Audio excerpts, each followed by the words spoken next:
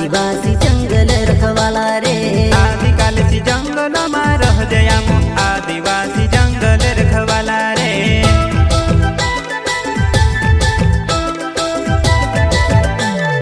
चल जंगल जमीन काज पूजे रे आदिवासी दुनिया ने रखवाला रे।